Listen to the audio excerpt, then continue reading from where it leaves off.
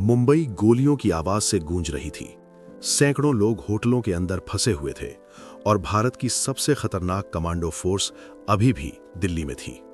लेकिन सवाल यह है, एनएसजी को मुंबई पहुंचने में कई घंटे क्यों लग गए?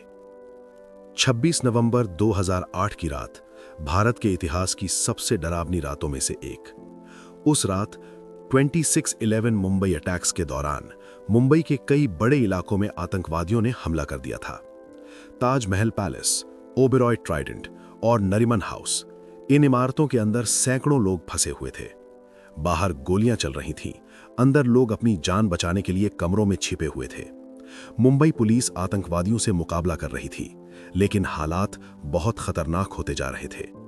ऐसे समय में बुलाया गया भारत की सबसे खास आतंकवाद रोधी फोर्स को, नेशनल सिक्योरिटी गार्ड यानी एनएसजी, देश की सबसे प्रशिक्षित कमांडो यूनिट। लेकिन हैरानी की बात यह है कि जब मुंबई में हमला चल रहा था, तब एनएसजी कमांडो अभी भी दिल्ली में थे और उन्हें मुंबई पहुंचने में कई घंटे लग गए। आखिर ऐसा क्यों हुआ? पहली वजह थी लोकेशन। 2008 में एनएसजी का मुख्य ऑपरेशन बेस दिल्ली के पास मानेसर में था।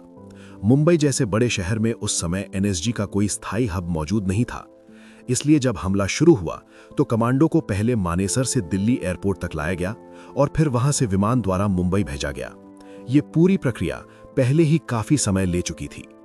दूसरी बड़ी समस्या थी एयरलिफ्ट। एनएसजी के पास खुद का विमान नहीं होता। उन्हें हमेशा इंडियन एयरफोर्स के ट्रांसपोर्ट विमान का इंतजार करना पड़ता है। उस रात भी यही हुआ। कमांडो को इकट्ठा करना, हथियार और उपकरण तैयार करना, विमान उपलब्ध कराना और टेक ऑफ की अनुमति लेना, इन सब में कई घंटे लग गए। रिपोर्ट्स के मुताबिक एनएसजी कमांडो लगभग रात 3 बजे दिल्ली से मुंबई के लिए उड़ान भर पाए, जबकि हमला रात 9:30 बजे ही शुरू हो चुका था। तीसरी वजह थी समन्वय की कमी। उस समय भारत की सुरक्षा एजेंसियों के बीच रियल टाइम कोऑर्डिनेशन उतना मजबूत नहीं था। मुंबई पुलिस और महाराष्ट्र पुलिस शुरुआती घंटों में ही आतंकवादियों से लड़ रही थीं, लेकिन स्थिति कितनी बड़ी और गंभीर है, ये पूरी तरह स्पष्ट होने में समय लगा। इसी वजह से एनएसजी को पूरी तरह तैनात करने का फैसला भी देर से हुआ। और जब आखिरकार एनएसजी कमांडो मुंबई पहुंचे, तब भी ऑपरेशन तुरंत शुरू नहीं किया जा सकता था। उन्हें पहले इमारतों का नक्शा समझना पड़ा, आतंकवादियों की स्थिति पता करनी पड़ी और अंदर फंसे लोगों की जानकारी जुटानी पड़ी। इसके बाद शुरू हुआ एक बड़ा ऑपरेशन ब्लैक टॉर्नेडो। आखिरकार कई घंटों की लड़ाई के बाद आतंकवादियों को खत्म कर दिया गया। लेकिन 2008 मुंबई अटैक्स ने भारत की सुरक्षा व्यवस्था की कई कमजोरियों को उजागर कर दिया।